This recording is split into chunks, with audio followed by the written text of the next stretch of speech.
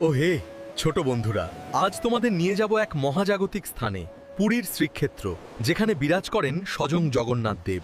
এই মন্দির শুধু ইট পাথরের নয় গো, এটি রহস্য আর অলৌকিক লীলার ভাণ্ডার। তোমাদের সেই আশ্চর্য গল্প বলবো। মন্দিরের সিংহদ্বার পেরোলেই কি আশ্চর্য কাণ্ড!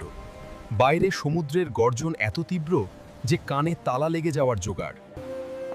কিন্তু যেই তুমি প্রথম পা রাখবে প্রবেশদ্বারের ভেতরে, সব শান্ত, নিশ্চুপ। সমুদ্রের সেই বিশাল আওয়াজ কোথায় যেন মিলিয়ে যায়।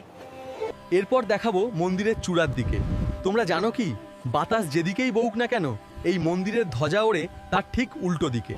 এ যেন প্রকৃতির নিয়মকে বুড়ো আঙুল দেখাচ্ছে। প্রতিদিন একজন সেবক জীবনের ঝুঁকি নিয়ে পতাকা বদল করেন। এ কি শুধুই বাতাস, নাকি ঈশ্বরের কোনো বিশেষ ইশারা?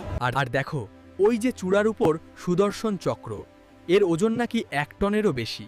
কিন্তু সবচেয়ে অবাক করা বিষয় হলো, তুমি পুরীর যেদিক থেকেই তাকাও না কেন, মনে হবে চক্রের মুখ যেন তোমার দিকেই ফেরা। এও এক অলৌকিক মায়া না, এ এক কারিগরি? এ কি শুধুই নির্মাণ কৌশল, নাকি মহাপ্রভুর মহিমা? বিজ্ঞানীরা নানা যুক্তি দিয়েছেন, কিন্তু এই রহস্যগুলোর সম্পূর্ণ ব্যাখ্যা আজও মেলেনি। আসলে এ সবকিছুর উত্তর একটাই, এ হলো ঈশ্বরের লীলা, তার অপার মহিমা। তাই এসো, আমরা সবাই ভক্তিভরে প্রণাম জানাই। জয় জগন্নাথ। যদি ভিডিওটি আপনার ভালো লেগে থাকে তাহলে লাইক, কমেন্ট এবং সাবস্ক্রাইব করতে ভুলবে না। আপনার সাপোর্ট আমাদের জন্য খুব গুরুত্বপূর্ণ।